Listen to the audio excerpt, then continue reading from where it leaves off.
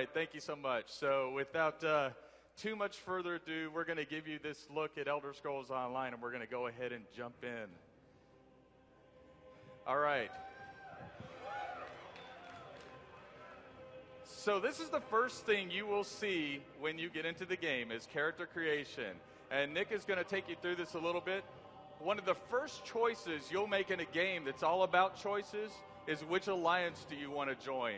Because it is time of war right now. And the time of war is all about you fighting a battle with your friends, against people you don't know, all over the game. And now we're going to let Nick kind of show you. And hopefully I'll do a little less talking as this goes through, and you get to see more.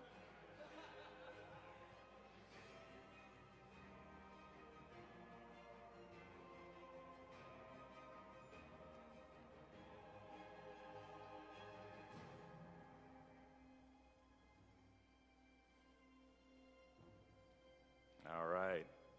So Nick's going to take a character that's not brand new. We're going to take you into a different area. If you were familiar with the game Morrowind, then you might see some recognizable landscape and features in what we're about to show you. We're about to show you. And it's an area called Deshaun. So where there are a lot of people that played Morrowind, I take it? All right. So, kind of the story of the alliance that's taking place here that we'll see shortly is that these alliances we have the Nords, we have the Dark Elves of the Dunmer, and we have the Argonians. And there's a lot of people who want to know, well, why are these people allied? Why would they be allied? Well, naturally they wouldn't because they used to be natural enemies. But after such a time of war like this, or where they had it, so many invasions come into it, they were just like, okay, we're done with this. We can't stand it. We're not going to put up with it. And so they decided to form an alliance. And so you're coming into that alliance right here.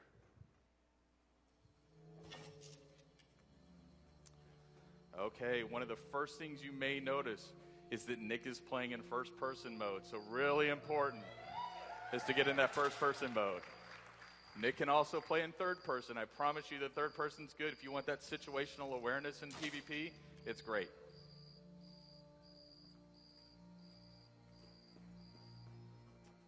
Now you might also notice how smooth Nick's controls seem. Not only is Nick good, but we have mouse look always on. These are controls like, I don't know, has anybody here ever played an FPS? Do you know what that is?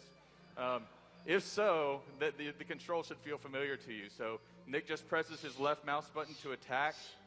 He holds it down if he wants to do a heavier attack, or to block, he just hits his right mouse button.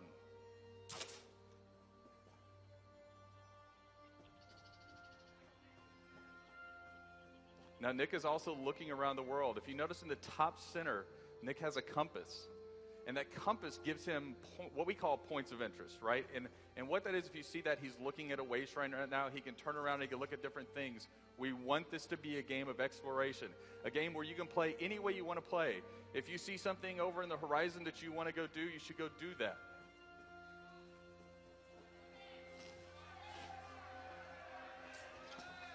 All right, there's a Gwar and a book behind a Gwar. So these books, again, encouraging this exploration. When you find books like this, it's more than just finding a book that you can read, although that's all right. We also have the books reward you for your exploration efforts. So if Nick pulls up his skill screen here, then what I'll show you is that not only do you get the skills that you have as part of your class, but when you join the Mages Guild, the Fighters Guild, or maybe become a vampire or werewolf, you have these entire skill lines available to you that you pick up sort of dynamically. So on the right-hand side, what you're seeing is an entire skill line for the Mages Guild. On the left, you see all of the different skill lines Nick's acquired. And you can see that class, if Nick clicks on class, you have 3 different skill lines.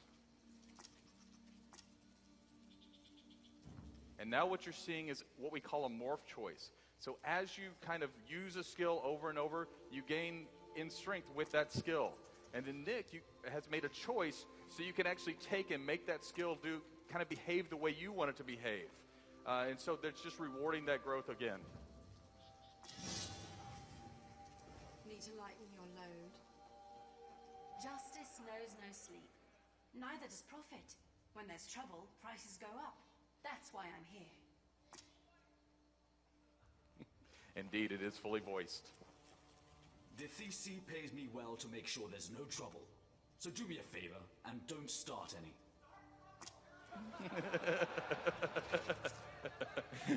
All right, it is indeed time for Nick to start trouble.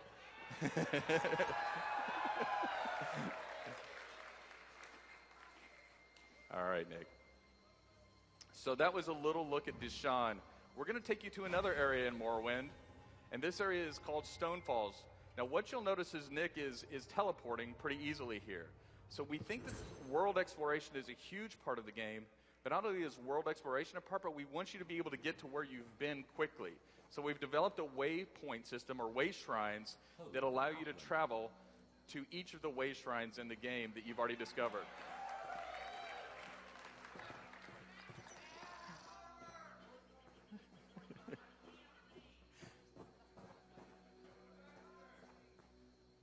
All right, Nick's about to start some trouble. Okay, Nick's pretty high level. Did you notice that Nick just crouched and he became hidden? So that uses his stamina when he's crouched like that. And he gets a sneak shot in.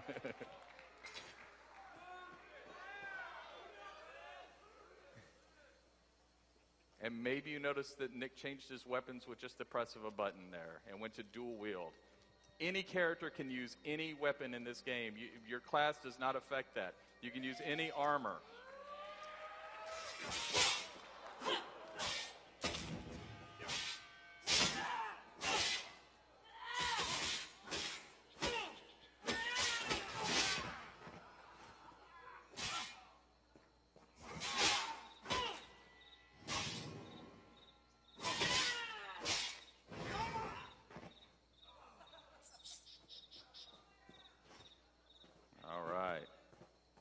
Let's see if Nick can find anything else new and interesting.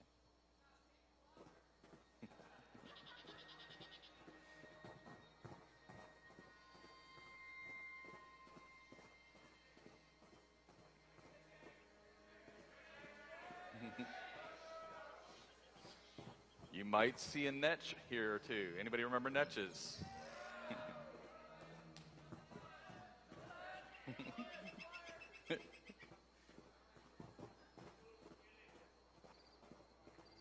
There will be plenty of killing later. We talked about discovery being a part of the game. When you discover new things, you get experience for that. You raise in power for your character.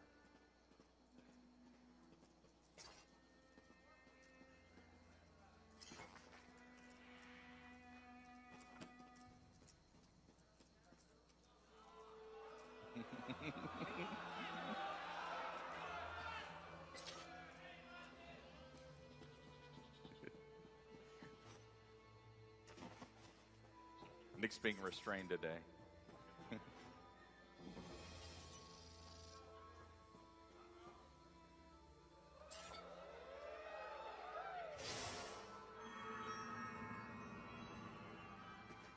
All right, and that's what we call a Munda Stone. So again, looking around the world, you'll find lots of different things. And in this case, he found something that'll give him a power that he'll keep for a long time. But you know, this game is called Elder Scrolls Online for a reason, and that's because you get to play with other people. So Nick's going to use something that we call looking for group. You might be familiar with something like this. And he's decided he wants to play with other people. And so he's going to try to find a group who's interested in doing the same thing he's going to want to do, which he wants to play a dungeon today called Fungal Grotto, which is an early level dungeon. So we'll see if he can find other people. Strangely enough, he did find other people. And here we are. Now, we talked about, as well, being able to travel to places you've already been.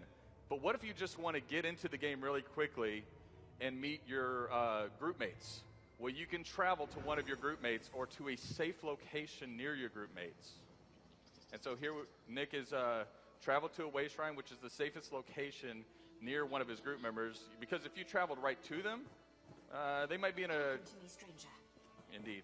A troubling situation that they couldn't get out of. So I want to put you in a safe spot.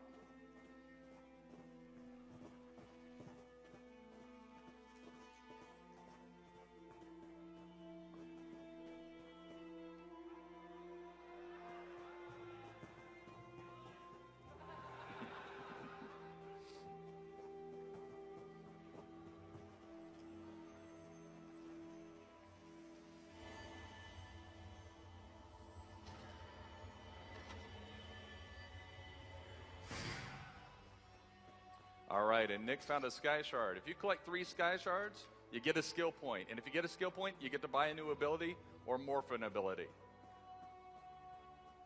All right, dungeon time?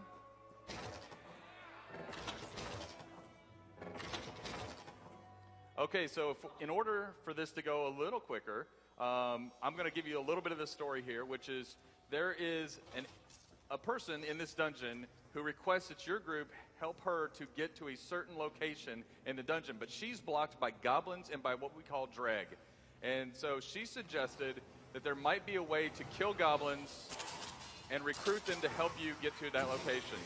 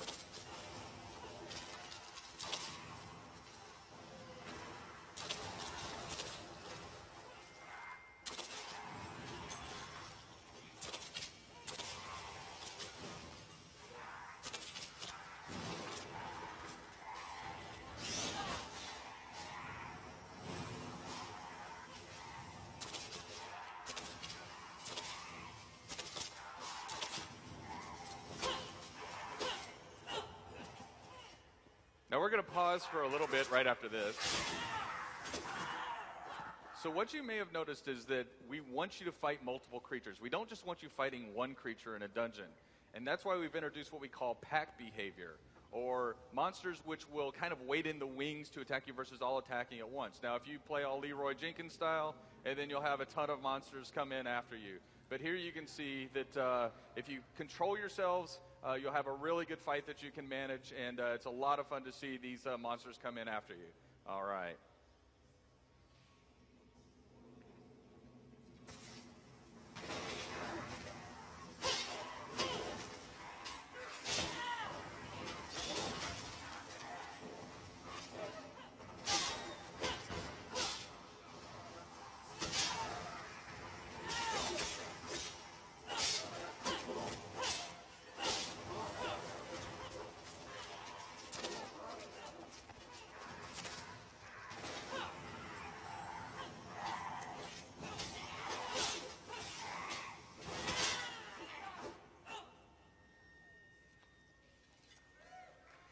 I think the team did all right with that one.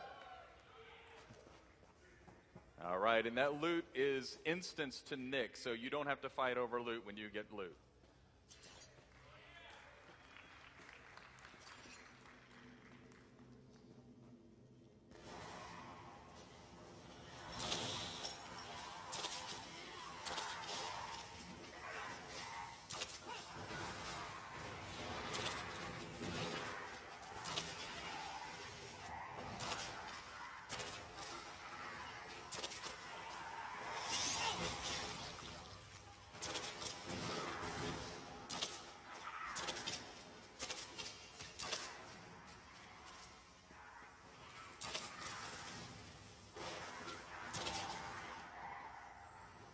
There we go.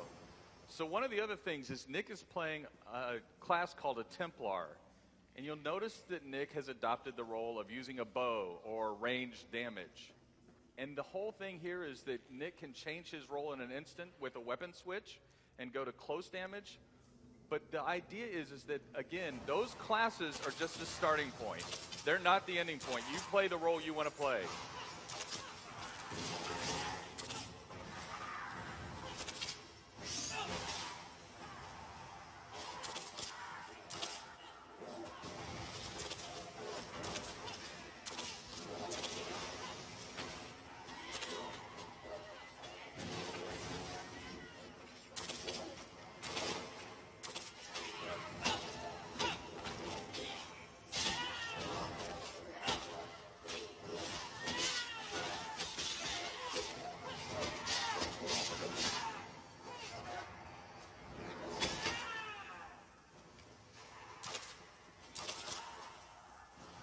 Now what you'll see is we have NPCs that are working together.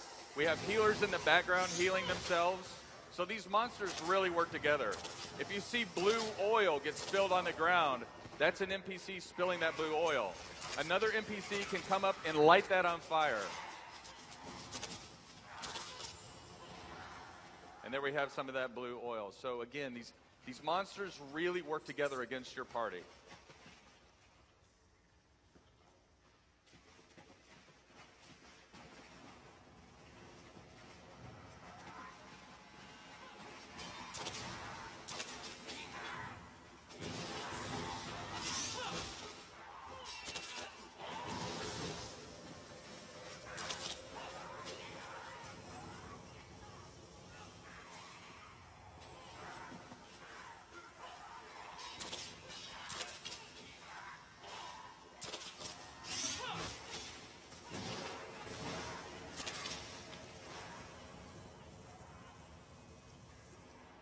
Okay, so you saw we have a very clean interface. You'll notice what that monster did to Nick, the Goblin King, is it put an ability on him that Nick had to run away from his teammates, otherwise he would explode, and if he explodes, then it hurts his teammates as much.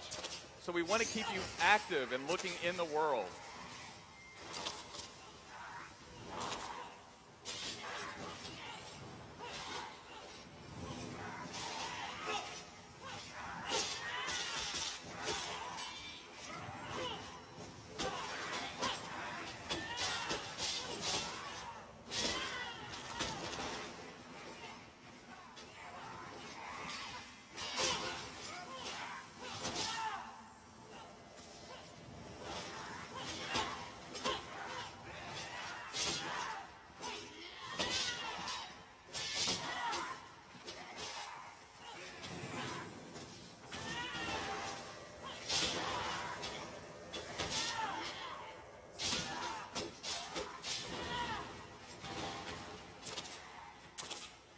Got a healer down.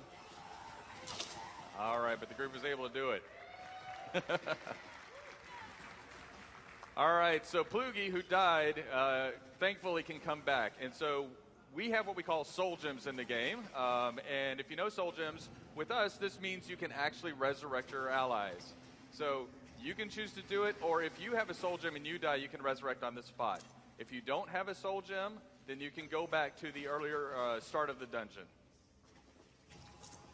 But every time you die, there will be a penalty, and your armor will degrade.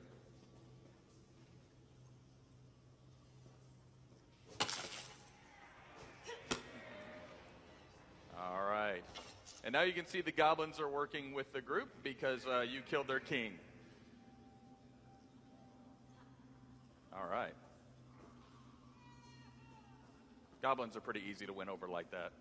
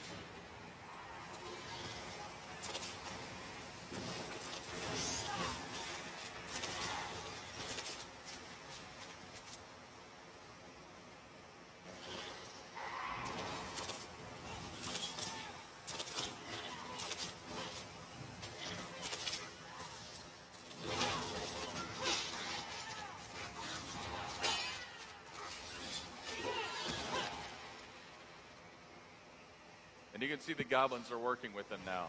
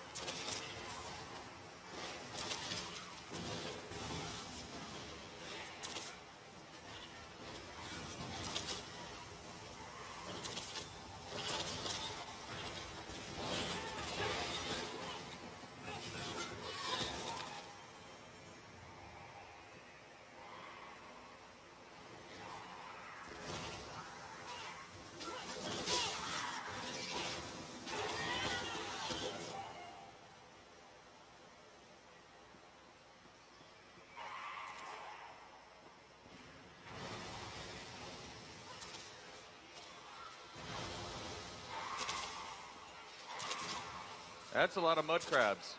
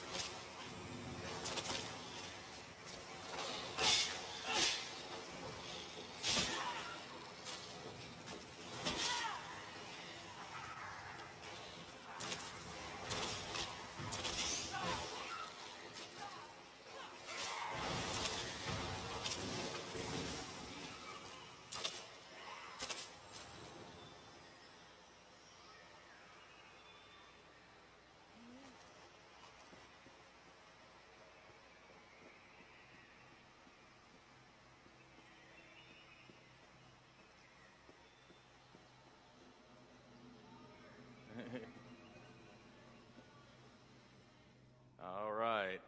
And there we go. And that was just a taste of Elder Scrolls Online.